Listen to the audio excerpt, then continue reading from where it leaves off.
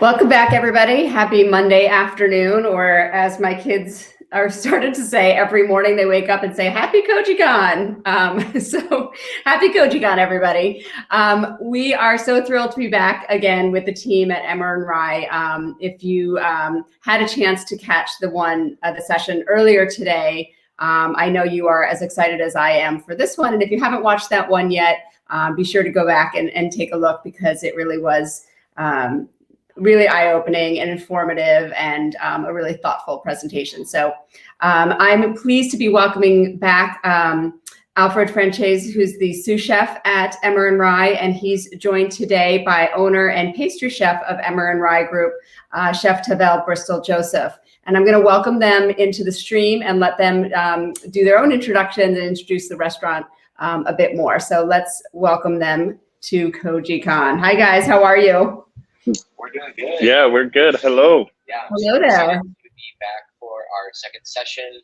For those of you who were here this morning, you know who I am already.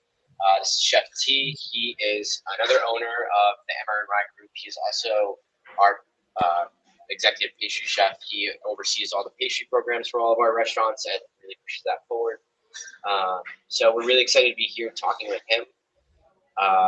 The biggest and most exciting thing about what Chef T's work does is, as a lot of us know, there's been a lot written and talked about with the utilization of koji and fermentation in the savory aspect, and it really lends itself to it. But what I feel like has not been explored as much or talked about as much is the utilization of that in desserts and pastries and baking and bread and all those things. And Chef Tavel has been definitely a pioneer of that at our restaurant, and has really changed my perception on what pastries are. And as some of you who saw us talk earlier, like, we work collaboratively between our chef team and all the people that work at the restaurant. And as savory chefs on our side, we kind of have this buzz that we all can kind of think in the same way, and a lot of times we come to the same conclusions, which is really great. So that means we're in agreement and on the same page. And where Chef T comes in is just having completely out of the box perspective and able to utilize some of the weirder stuff I've made in a way that I really wasn't expecting. So it's always awesome when we're tasting a new product that we just made, whether it was strained or pasteurized or pulled out, and we have Chef T here to taste it with us, because he's always like, you know what, man, this is what we're going to do with it. And he's made miso ice creams. He's made fermented carrot cakes, which you'll see later in the video. So kind of in our style earlier, I'm going to be asking Chef T some questions, and we'll get some background on what goes on at Emmer Rye and how we kind of got here. So I'm going to take myself out of the screen and let you guys take over from here. I'll be backstage if you need me. All awesome. right. All right, so Chef T. There we go. So earlier in our session, what we talked about, and I'm going to kind of reference that just so I'm sure a lot of you already saw our AM session. I don't want to become redundant with some of the basics of the restaurant. As we talked about, we are a farm-to-table restaurant. We do whole animal butchery. All of our seafood comes from the Gulf of Mexico. All of our produce and meat comes from Texas specifically. And the only things we call them illegal products, but they're really just commodity things that just aren't produced in Texas. So, for example, kosher salt and sugar cane and things of that nature just aren't really produced for us, and those are the products we use. However, due to the seasons constantly changing, what ends up happening is, as of right now, the only fruit that is in season in Texas is orange. So for anybody who's watching who is a pastry chef or has worked in a restaurant before, I'm sure it's hard to imagine a place where you have a dessert program and the only fruit you have available to you is an orange. Right now. Very challenging. So that ties into a lot of different things that we do here, but mainly our fermentation program, where we're able to take fruits and vegetables in one season, catch them at their peak, preserve them, and then reutilize them in the next iteration of the next season. And it's the same thing with our entire menu, from savory to pastry. What ends up happening is we get bottlenecked to a point where we only have a certain amount of things in season. Generally, that's like 15 to 20 things, and we have to create a whole menu around that. So being able to preserve things and use them into the next season just creates a variety on our menu that is very helpful. Yeah, and also just being able to taste something and knowing what it tastes like today versus next week versus a month from now, and understanding those flavor profiles and that journey of flavor and texture that happens in fresh produce and veg and fruits. It's really special, and that's one thing that we're really excited to kind of practice and play around with. So, for sure. As of now, our fermented products and our preserved products are like basically just, I wouldn't say ubiquitous, but like we have them so frequently and so often that sometimes I honestly take them for granted. So I'm going to ask Chef T to kind of take it back to when the restaurant first opened and he was trying to design our dessert menu, and what really started to strike him about koji and these other fermented applications and how that kind of grew. Yeah. Man, good question. Nobody hasn't really asked me that in a while. What I would say is,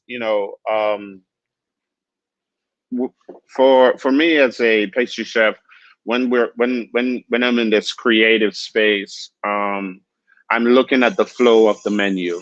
I'm looking at what are the things that our savory chefs are using, and figuring out how would I want this, because I look at it as a story in a sense. How do I want the story to end, right?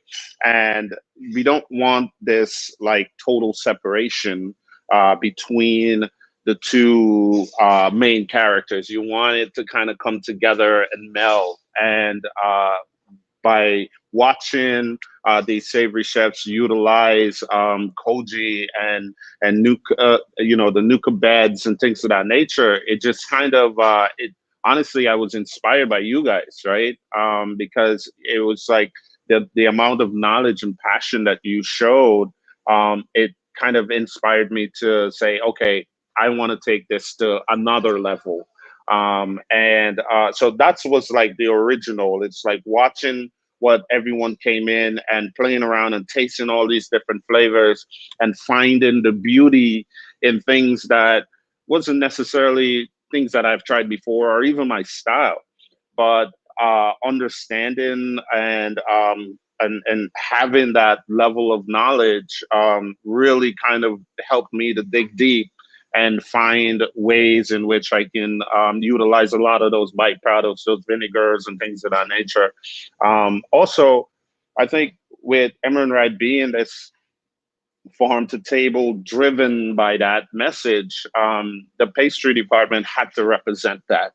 And if that was like that the goal, that's what our ethos.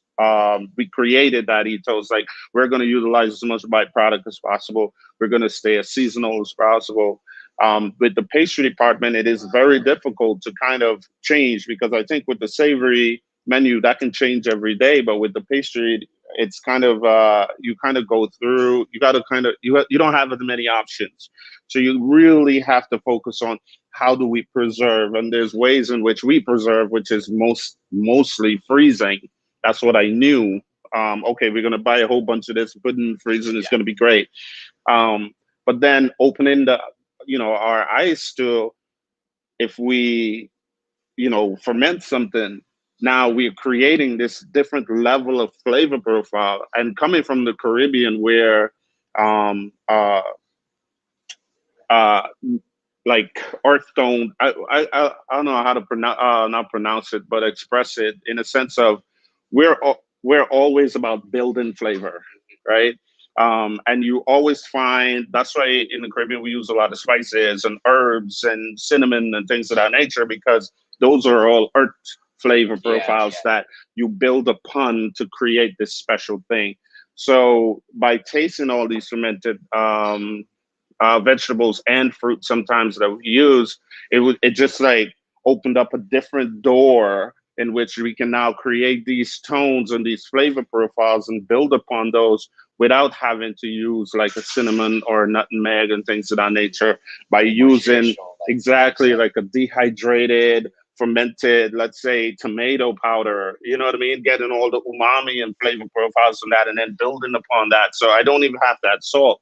That in itself is something so special. Those are those kind of areas that I started to explore, and I was just fascinated. And the response from when people try um, the dessert, they would just be like, "Hey, this is like it's a chocolate cake, but what did you do to it? It's like totally different." Or it's a cookie, but what happened here? Like this flavor profile, I don't even know what I'm tasting, but I know it's really good. After getting those response, it was just like, okay, this is the direction we're gonna go in, and it's been a beautiful marriage with utilizing, you know, the both in both savory and sweet with koji. Like it's just been special. So I'm very excited about that. And so to give what Chef T kind of touched on a little bit of context, essentially what happens is for us, we rely heavily on our farmers, but you know, honest with small farms, life happens. Like if the weather is wrong, or the people can't get into the fields, or their tractor dies, or all these types of things that industrial agriculture just doesn't have as much of a hiccup with because they're so big. We can have a menu, we can go home, we can feel really great about it, and we can come in the next day and we won't know until noon that for whatever reason that can't come in, like it's just not there. And so for a lot of restaurants, they don't change their menus super often. That is like this like jarring moment, but for us, we always look at it as an opportunity. And kind of what Chef T said was, you know, for on the savory side, it's pretty easy for us to come up with a new dish because it's like, okay, like we've got really great produce that we can cook, and we've got really good meat that we can cook, and so let's just bring this together with a sauce. That's great. But if you're talking about creating ice cream or a cake, or like just taking something that's so scientific as like a cake recipe and saying like, okay, I'm going to completely change this now, doesn't happen in a couple hours. So it's pretty much out of the question. And so for us, that is a constant challenge on our side of it. But for the pastry program, it's even crazier, especially when you're working exactly like you said, where we're not using necessarily the kosher salt all the time, or white sugar at all. Honestly, if you're trying to change up those recipes, it can get complicated. Absolutely. So with kind of that in mind, what would you say? I got two questions for you. Oh yeah. The first one is, what was the first ferment that you put into pastry that like really changed your perspective on it? And overall, what is your favorite ferment to use so far? All right, cool. Good question. So I'll start on the front and then we're gonna get. So the first ferment that I used in pastry, it has to be. Also, I'm putting Chef T on the spot. Yeah, totally on the spot right now. Totally on the spot. I would say the first one was bread amino. We took all of the old bread, the sourdough bread that we have here at the restaurant, and toasted them really hard. Then we inoculated it with koji, let it sit for about 2 months.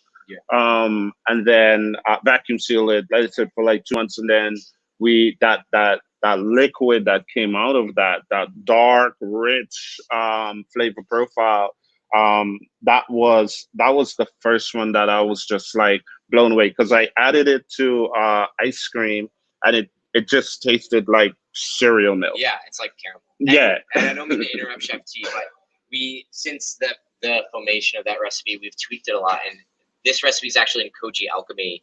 If you all have that book by Jeremy Umansky and Rich, so check it out if you want to recreate that. It's honestly, it's my favorite ferment that we've done. Anyway. It was so special, and I think I made that sorbet, and then I made a panna cotta from it, and I realized that it goes so well with anything with cream and milk. So I utilized that. So that was my first, was the bread amino. And then I've also, something that was really interesting, I don't know if you remember, we had fermented some pears in a whey. We did like a whey and tarragon. Uh, they were trying to make a whey and tarragon pear whey tarragon vinegar kind of thing, and we fermented that for, it was probably about a month. But then the fruit kind of broke down, and we just had the byproduct, that liquid. We strained it, and it was like, I made a shaved ice from that, and that was like mind blowing for me. I think that was probably the first time that I tasted a byproduct that we made, and it was just like it was something that it was a flavor profile that a combination that I've never had before, which is crazy because I've tasted tarragon, I've tasted pears, I've even had whey because we had the ricotta whey at the time. But all together, and fermenting that for a month was a flavor profile that I just, up to this day, I can't even explain. It is one of those flavor profiles that's like guava, right? Like, how do you explain guava? That was what kind of came. That's the only thing I can think of that came to mind when I tried that. It was just like mind blowing. So that would definitely be. And then honestly, the other thing, I mean, just dehydrated rice koji, right? Just dehydrate it, powder it. There's so many different applications so that would be my favorites. Okay, cool. Because I put that in cookies, I put that in cakes, I put that, I even infuse it in milk, just just straight up dehydrated rice koji. No, it's like the MSG of peach. Yeah, man, it gives you like this champagne-y note flavor profile, that it transforms everything that it touches. So I would say that's my favorite. Oh, awesome. Yeah. Yeah, and so now that we've gotten to this point, and you have multiple restaurants that all utilize ferments in some form of way. Yeah. What do you think the future of fermentation and pastry programs in restaurants? Do you think this is something that's going to blow up? Do you think that it's going to stay niche for a while, or do you think it's going to be like you have to have a larger program to be able to do this? I think you do have to have a larder program, right? And the reason being is most of the ferments that happen, it's a high percentage in salt, right? Um, so unless you're like how we have that relationship where we can say, hey, I'm trying to do something for this, and you would kind of moderate how much salt you're putting in and things of that nature. That that's the only way I feel like it can actually work, right? Because what happens is, depending on your percentage of salt, you can't really get the flavor from these ferments that you truly want unless you use a certain amount of it. And if salt is barring you from doing that, it makes things very difficult.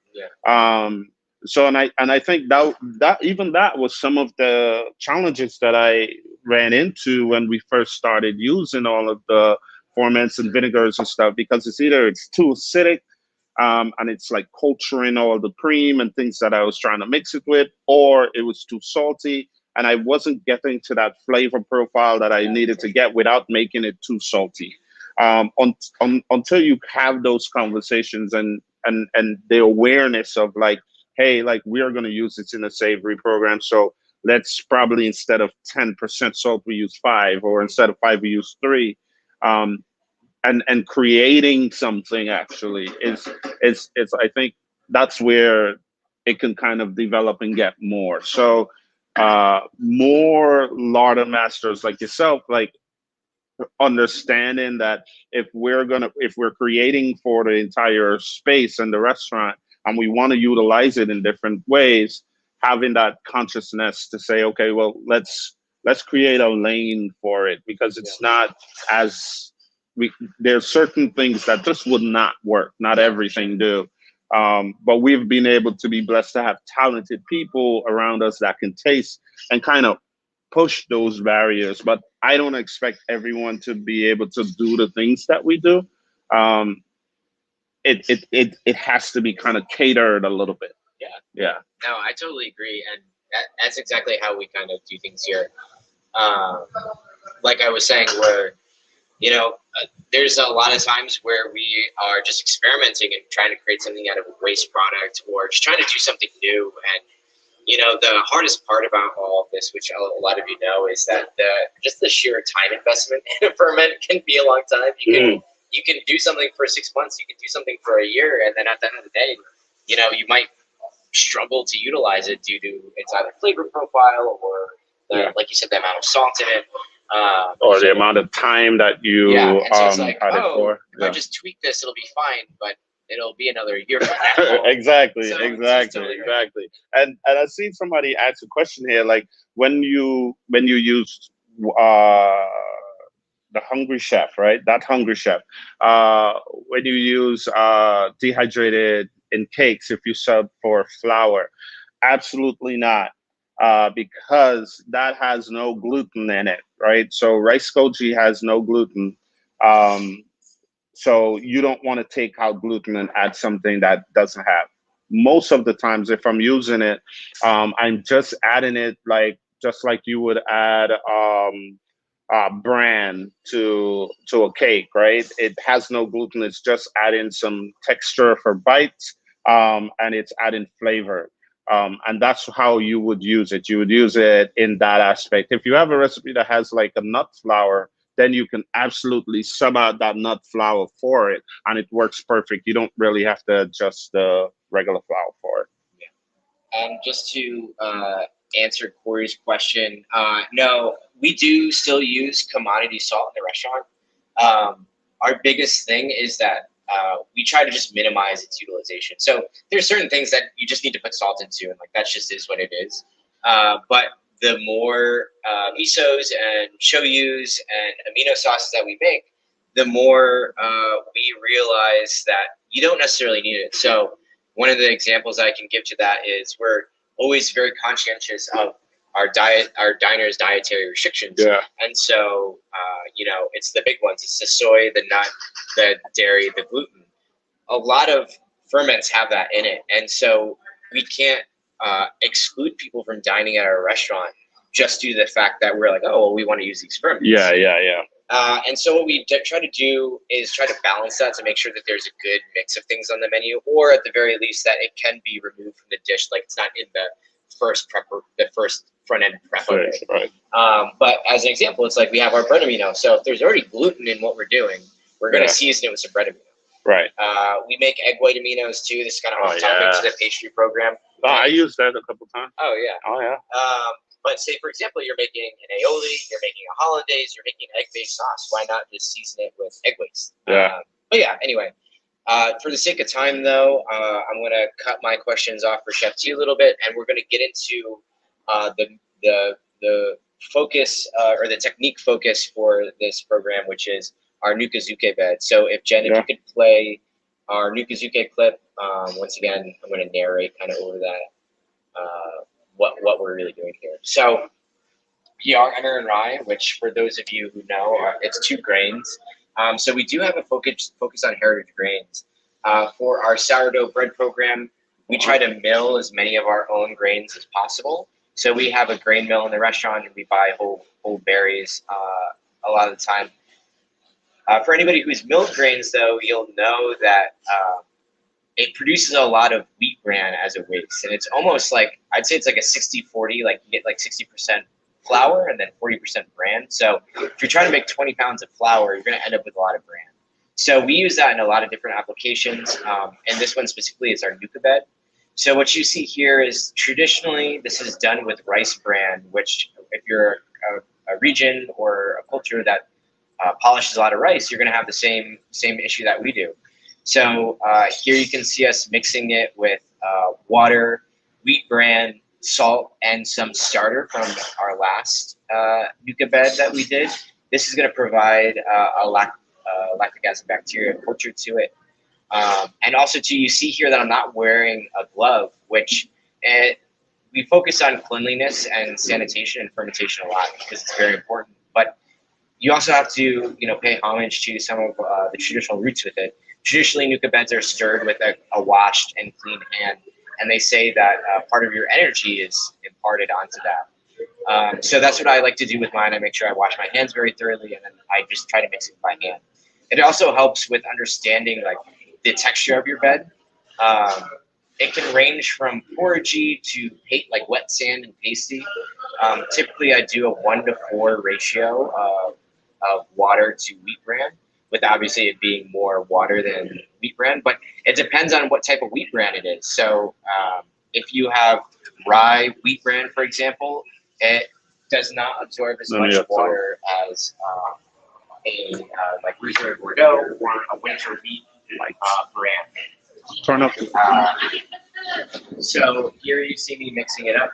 I'm just trying to get to that consistency, and then a really easy thing to do is anything that goes into the nuka bed, whether it's water or bran or a vegetable or fruit, anything that goes in there, you add 3% salt to that. So all this stuff that I already had going into the bed before that, I had already weighed, and I just know it's going to be 3% salt. So first you mix it up. This is the creation of a fresh nuka bed, and over time it breaks down and it kind of takes on its own aroma.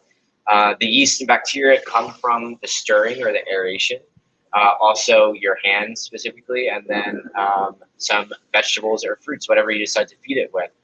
On this tray, you kind of see in front of me in this video, I've got some cabbage, radishes, chili peppers, and some daikon as well. These are some really traditional things that are done in a nuka bed, and I always have really good luck starting one off with these types of vegetables.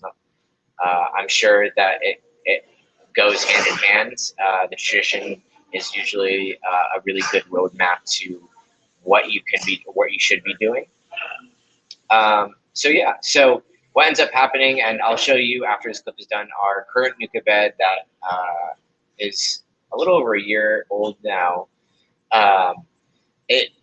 As you add vegetables, you're also adding water. So over time, you're gonna have to replace some of that wheat bran that goes into there. We do this periodically, and really, once again, there's no perfect formula for it. It's mostly by feel and by touch. So I like to think of a nuka bed as like a sourdough starter, where you should be maintaining it daily. For homesteaders, especially in Japan, this is something where they will feed the bed at night with salt and vegetables. And they wake up the next morning and they enjoy their breakfast with their rice and their nuka pickles. And as they're removing pickles from it, they're going to add more vegetables back into it, which you'll enjoy for dinner. If you do this, you'll always have a really, really active and healthy nuka bed that pickles things honestly within 6 to 8, sometimes 12 hours, depends on what it is and how active it is. But this is a really great alternative to vinegar pickling because it's so yes, you should be maintaining it every day, but overall it is pretty low maintenance compared to the process we described in our last presentation, which was creating amsake or some kind of wort or sugar tea, turning that into wine, and then turning that into vinegar over time. This also too utilizes lactic acid bacteria, specifically lactobacillus, which is really great because the pH usually reaches about 3.5, and it's much less harsh pickle than a vinegar pickle. Obviously, in a pickling liquid, you can moderate that with water and salt and sugar and everything like that, but the flavor impact from the wheat bran and the nuka bed itself is very, very unique. And once again, I can vinegar pickle cabbage, or I can nukazuke pickle cabbage, and I can steer a dish in 2 separate directions, utilizing the same vegetable that's in season, but not making our menu seem repetitive or the dishes that you're receiving too similar for what it is. So this kind of touches on what we have been talking about during our presentations, where sometimes being restricted actually helps you be more creative. As you see in my art background, that's my our good friend Chef Keith Parker. He's the CDC here. And he always likes to mess with me when I'm making permits. But anyway, fantastic. Is there a reason why you're cutting the vegetables?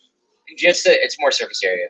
Got it. So as if you cut down the vegetables, they pickle faster basically, and the end product is easier to manage for the people who are working our station. Got it. For those of you who are interested in doing things in restaurants, if you want to head up your local larder program, obviously you're going to have to balance creating new techniques and monitoring everything, but you also have to deal with education too, which is a really big part of what we do here. You have to educate everybody around you in what you're doing. And luckily, if you're in the right place, you're surrounded by people who are interested in it. But making sure that you're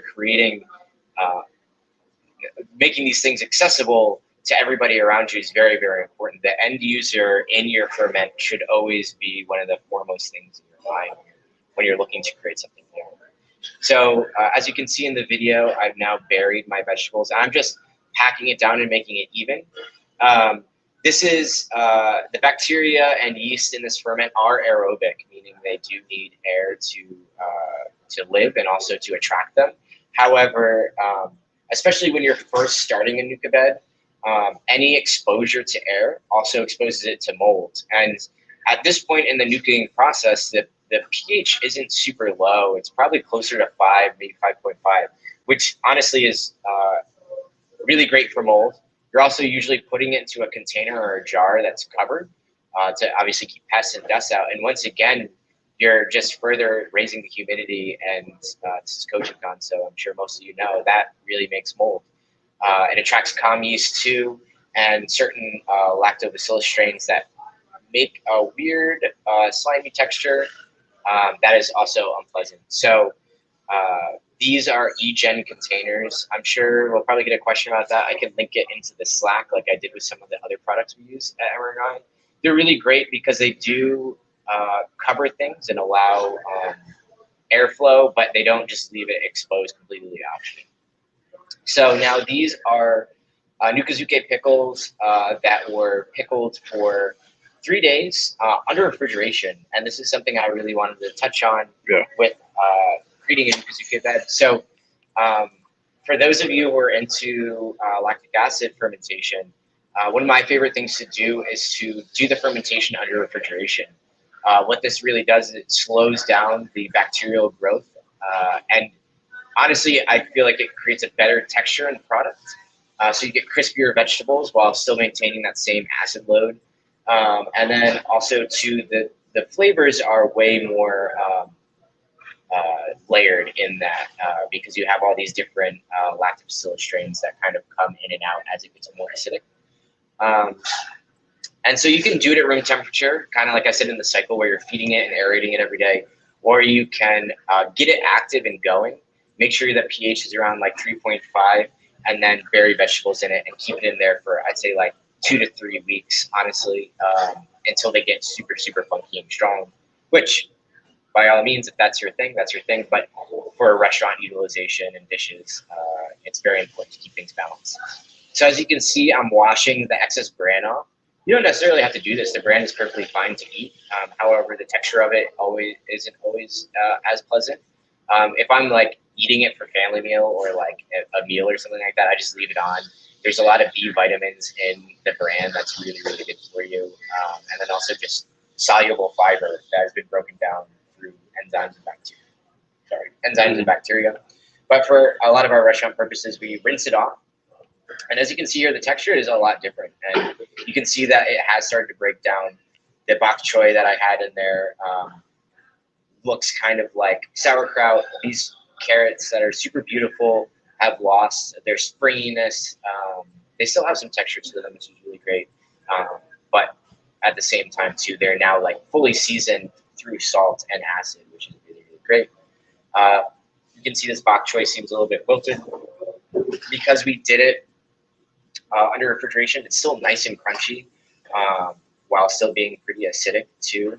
This is like really great to just grill, honestly, because it hasn't broken down so much during the fermentation process. You can still cook it, and it's not going to just be completely wilted and overcooked.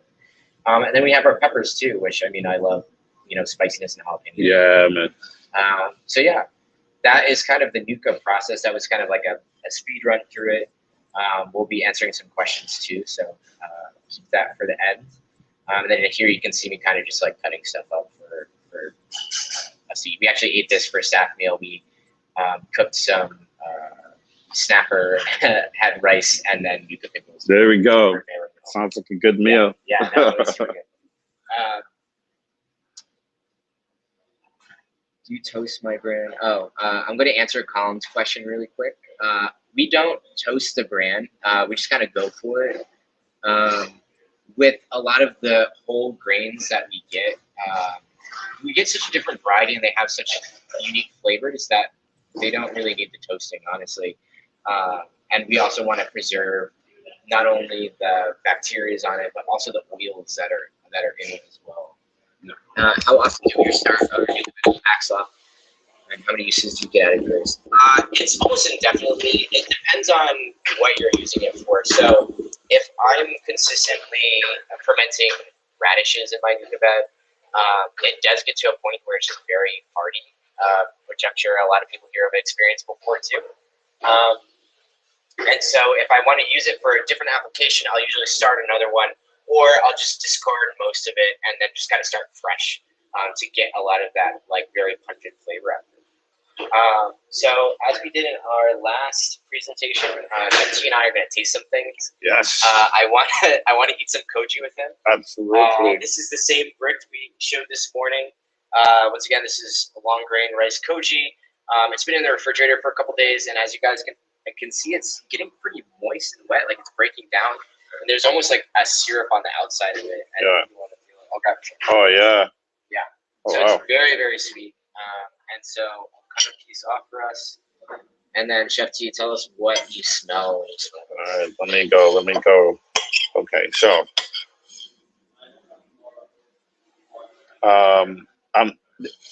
it just goes back. I think like I'm getting these a lot of like really champagne, honestly, like the effervescence of when before the champagne touches your lips and the bubbles that is on top of it. That's what I'm getting a lot of. What else am I smelling here? Let me try it now. I'm smelling it again later today because I actually left it out for a couple hours, so now it's kind of come up to room temperature, and it's more aromatic, and it really smells like jasmine now, like very floral, you know, like but also like those estery, the yeasty type thing. So Yeah. now we're tasting it. What do you think? Sweet. Yeah. Yeah. I mean, wow. Fruity. It tastes like grapes now. That's Right. like tempered out. Yeah. It's like 100%. It tastes like a Concord. It tastes like kind of like grape juice. Yeah. Yeah. 100%. Actually, you know what it tastes like too? Lychee. Oh yeah, I think that's a better description for it. It's like sweeter than grape. Right. And then it has the texture at the end. Yeah. Yeah. That's exactly what it tastes like. Wow. Okay. This is amazing. So now we're gonna pull out one of our new beds we have in the restaurant. Sorry, I'm shaking the table. Once again, this is a similar thing as the e-gen container. Man. So what I like to do is, as you saw in the video, I do keep it weighed down, and this keeps the brine kind of like floating towards the top. And as lactobacillus works, it does create carbon dioxide as a byproduct of it. So if you just leave it, it will push its lid up, allowing air and a lot of times mold to get underneath it, which is obviously what we don't want. Yeah, we got a plate right here too.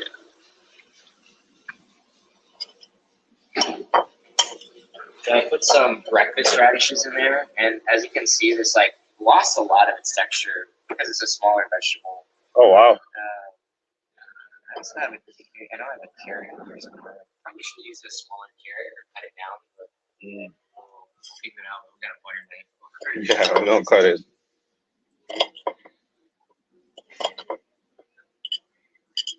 Cool, and then we have chili too. Oh, I want to try that chili, man. Yeah, we'll save that for last because it's definitely gonna be spicy. But you can see here, this is now 5 days, and compared to the video we had earlier, it is much more broken down and floppier. It's also lost that like that vibrant green color too, which isn't necessarily a bad thing. It just means that it has been starting to be broken down. All right. Man. Okay. Yeah, the carrot, it's interesting. The color kind of intensified in a sense, right? Um, but it has that translucent kind of look to it You and want to taste texture. the actual bed first? Let's do it. Yeah, so we have added koji to a nuka bed. There's actually some koji in here. It's one of those things where you can add it to it. It doesn't hurt it at all, honestly. Wow. I'm sure it does break down. It just depends on what you're doing. If you're doing it under refrigeration, once again, the enzymatic activity is going to be much, much lower and not going to contribute the same way. But there is yeast on it, and it does have a lot of sugar in it, so it will be good. This is really good. It's higher acidity than I expected it to be. Yeah. So I got some Yeah. here and smelling it, and it smells like, this is the interesting thing about a lot of wheat bran is it smells like baking spices. Yeah. So once again, and you'll see it in T's video, the biggest thing is like we can't buy cinnamon for the restaurant. Like we can't buy star anise. No. We don't even get vanilla extract in at all. No. And once again, it's one of those things for us on the savory side. It's like, okay, cool, like no cinnamon, whatever. Yeah. But if for traditional pastry programs and desserts, like that's a big thing. So finding things like this is really helpful. Yeah. Yeah. 100%. That's really interesting. Yeah, it's pretty acidic, but very vegetal. Very vegetal. All right, cool. So next up, we're gonna try our radish. Good radish. So this is the breakfast radish that we have here. It's lost a lot of its color. It's broken down. I still got texture though. There you go. And it's got like that level of acidity that like makes your like mouth water. And wow, the flavor, man. Yeah. I mean, it's just like, yeah, it's always mind blowing to me every time I try these things. Yeah. To just think that this was just in a bed. Yeah. Just we didn't do bacteria. anything else to it, and to have like all the umami and all of those, it's just like mind blowing. Yeah. So next up, we'll do the carrot. As you can see, this was like a bigger vegetable that we put in there, and it did not break down as much. So it still feels like kind of like a raw carrot. I still got that crunch. Nice crunch. Yeah. I mean, it still tastes like a carrot, which is great. A lot of times with the radishes, I feel like they don't really taste like radishes. Which is not in a bad way, but it just does. Almost say sweeter. Yeah. It does say sweeter, and with the koji being in the bed, that could have aided in that as well. Wow. But yeah, that's so good. And once again, when we're talking about redundancy on our menu and utilizing things, like textural things are a very big aspect of creating dishes in restaurants. And so a pickle is a pickle generally, like that's just kind of what it is. You can hot pickle it or you can cold pickle it, but now you're creating mediums all in between the spectrum of texture, which is really, really important to match with different things. Absolutely. And I think even like with this, and that's why I loved making the carrot cake with this carrot, because there's no other, I wouldn't be able to juice it now. There's not too many options you have when you use it because of the texture and everything. So like just grating this and putting this into a cake transform that regular carrot cake. It transforms it from a cake that has carrot in it to a carrot cake. That's a big difference. For sure. So you want to try this chili with me now? Let's try the chili, man. I'm all about it, man. Let's go. You might be sweating in a couple right. It's okay. It's okay. All right, here you go. You got the bigger piece, huh? Okay, I'll take it. Yeah, I love that. I love just like pepper and cheese are super good to me. That's really what it tastes like. It's like the spiciness leaches out a little bit into the bed, which is nice. It's still nice and crunchy. It's very flavorful. A lot of it tastes like earthier. It just brings dimension other than just spice. So when you're utilizing things like jalapenos that are traditionally like very delicious peppers, but with the level of spice they have, they're kind of one tone a lot of times. But doing processes like this really allows you to like extract the best part of the jalapeno. Oh my God, man. That's fantastic. Actually, that was my favorite bite. Yeah, me too. All right, so we're going to switch gears one more time, and we're going to really dive into some utilizations of our ferments. I'm going to turn it over to Chef T. Jen, if you could play our final video, and Chef T is going to talk about the processes going on in this. All right. So, this basically, so let me just tell you the whole dessert. We have a spiced fermented carrot cake with nukazuke, uh, avocados. We made a avocado mousse. Um, and then I did a koji ice cream and garnished it with some wildflowers. So now, this process, I'm basically making the mousse. Honestly, after this, the avocados were fermented for about 3 days. It was in the bed for 3 days. It came out. It has all the umami because it took in all of that salt, right? All I had to do was add some powdered sugar, some lime juice. It has some acidity to it, so I tasted it before. That's why this recipe is basically, it's like a as you go taste kind of recipe, because you don't want to add too much acid to it. The beauty with avocado is that it can take acid because of the amount of fat that it has. So added a little bit of fresh squeeze lime juice, a touch of water. Didn't have to add any salt really, and then we're just blending it and pureeing it. Um, you want to puree it. This process takes probably about a minute or so, because what you want to do is just puree it until it's like nice and smooth. The beauty about being able to bury that avocado in there, in that bed, you are basically creating so much of the flavor already that you really don't have to do much, other than let that avocado speak for itself. So we're getting the mousse done now. Um, that first look right there, it just was not like as smooth as I want it to be. Now this second look, now it's getting there because it's all spinning, it's all going together. Then we're just gonna put it in a piping bag. Oh, see me tasting? That's one thing, very important. You gotta taste. Do not, as a chef, you do not want to just assume that something is great. I don't care if I'm making it for on camera. I'm tasting it to make sure whatever we put in there tastes amazing. All right. So we have the mousse ready to go. Not a difficult mousse to make at all. The carrot cake, basically, it was the fermented carrots. I grated it by hand, just to make sure. It's a very, very important. Every carrot cake I make, I grate it by hand because, as I said before, that's the difference between a cake with carrots and a carrot cake. Um, Grate it, add some, we had some allspice that we got in locally, have some white Sonora flour in there. And I'm sorry to interrupt. Yeah. The allspice is one of the few things we can get, and it's actually foraged for us. Yes. Like big. crazy. Anyway. That's big for me. That's amazing. Um, some olive oil, a little bit of bran in there, and then we bake that off. Keep it nice. It's nice, and because we're using olive oil and we're not using any dairy, keeps the cakes nice and moist. And now after dotting it with the mousse, I'm garnishing it with some wildflowers. I'm keeping this dessert very simple.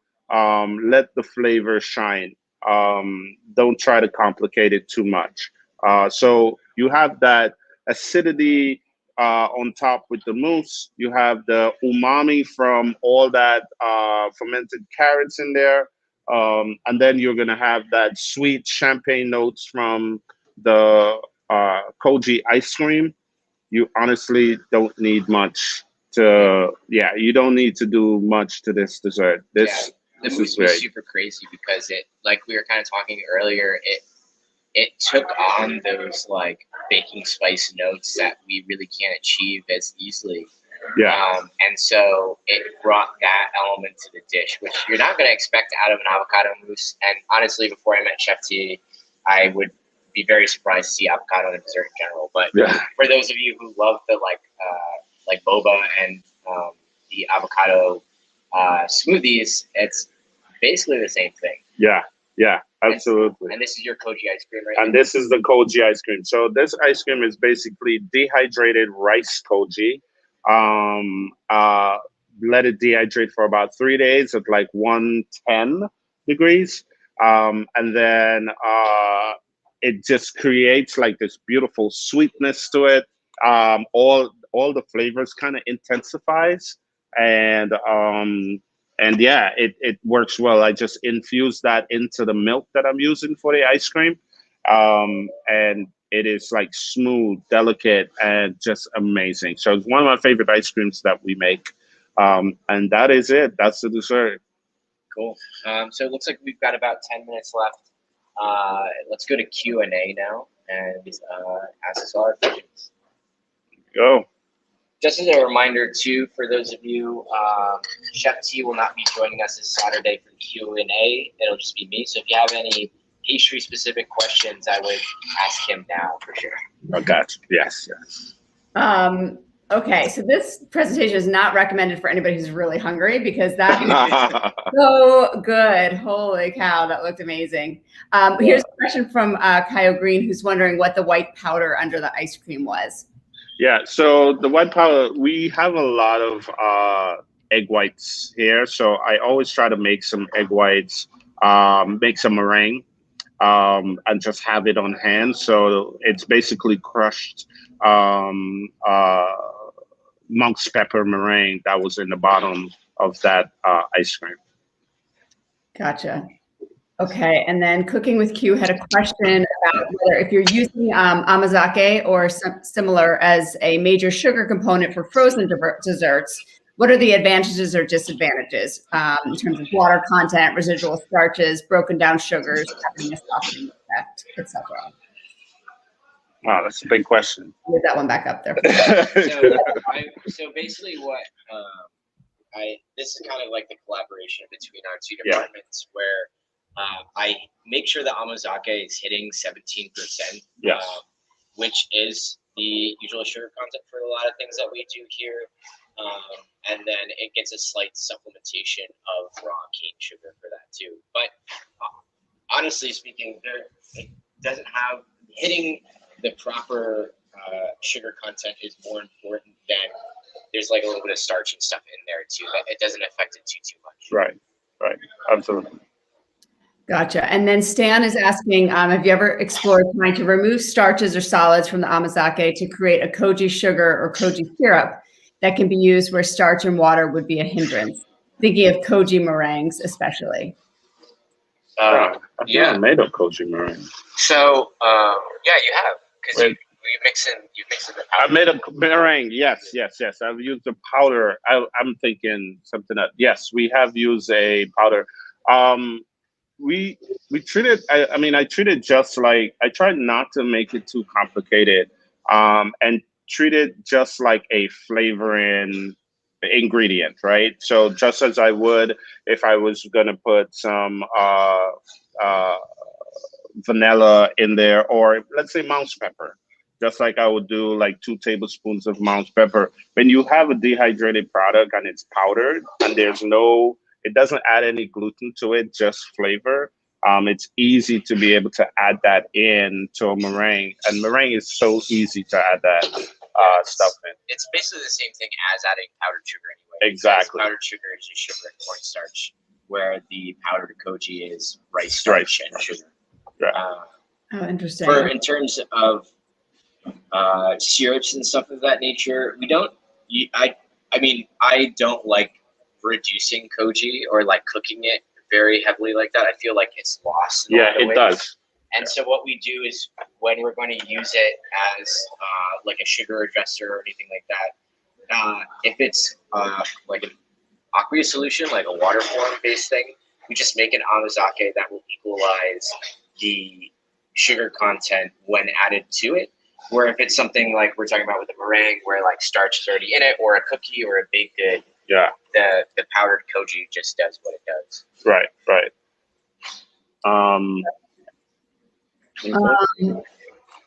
This is just saying filtered amazake Italian meringue would probably be good, especially if you're mixing in other grains to break down and flavor.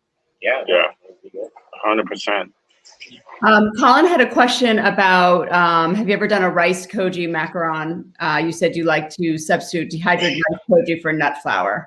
That's actually super funny. Like and this is a collaboration.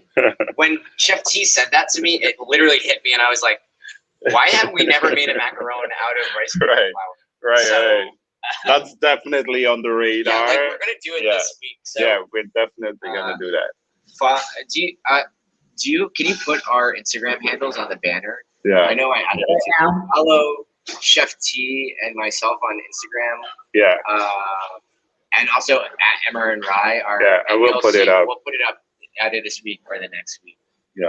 For sure. It's exactly. Yeah, we didn't even.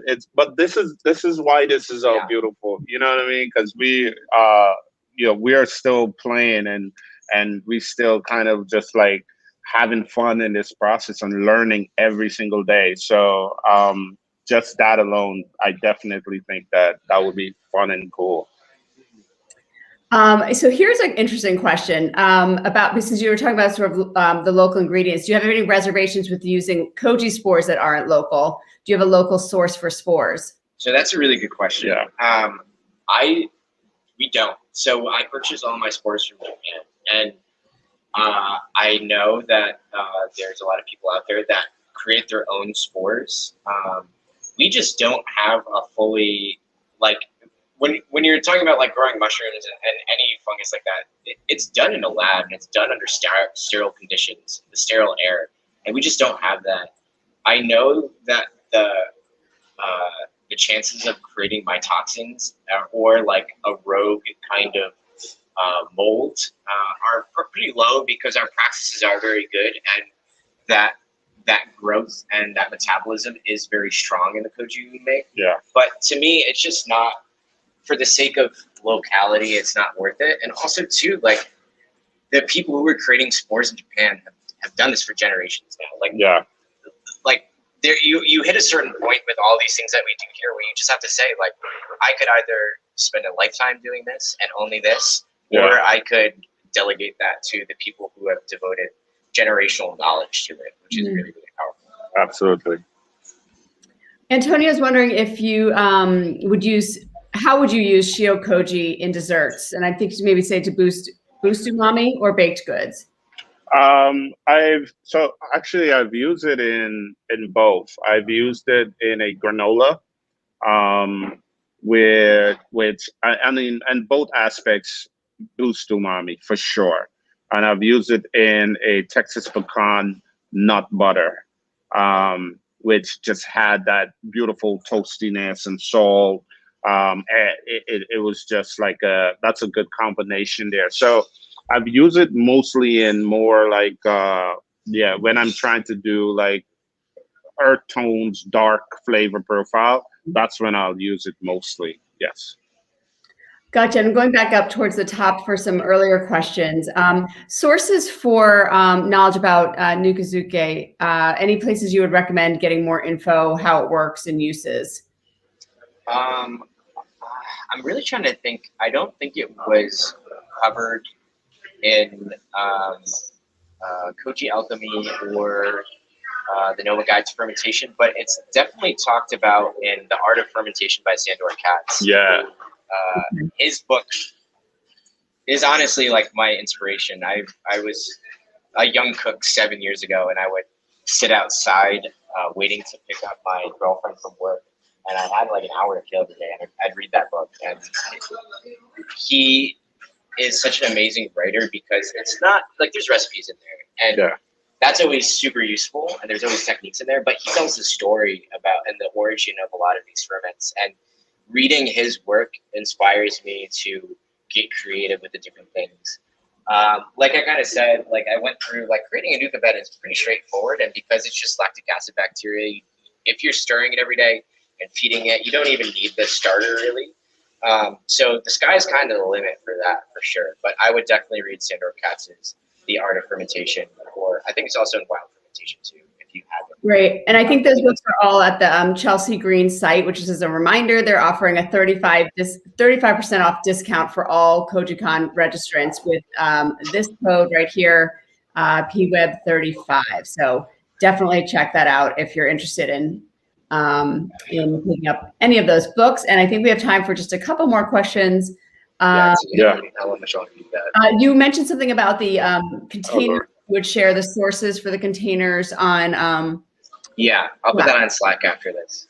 Okay, and then Jacob was asking earlier on about if you could, would a sourdough starter work to start bacterial activity in a nuka bed? I believe so. Yeah. I've never tried it. I've started new.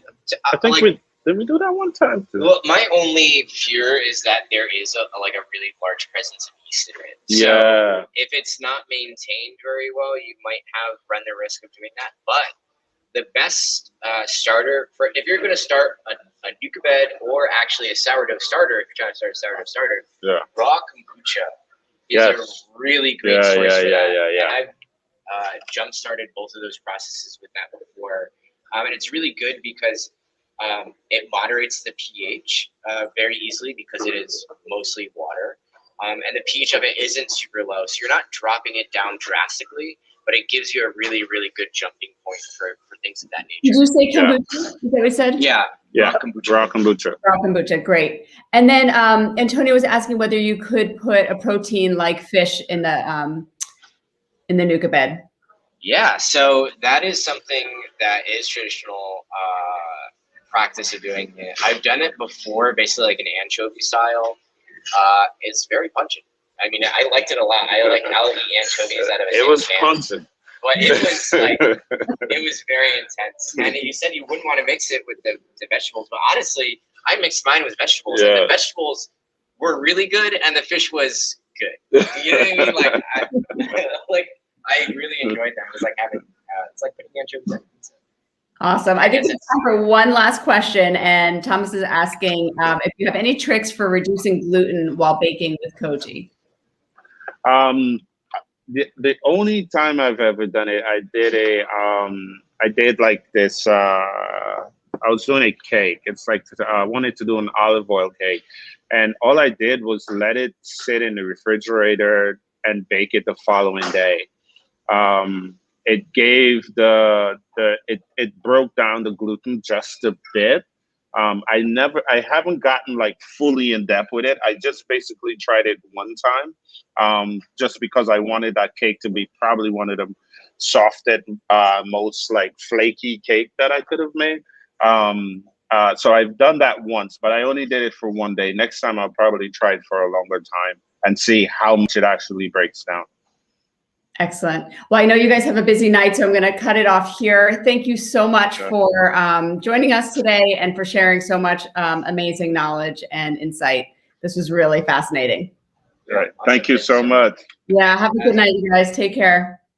Yeah. Take care.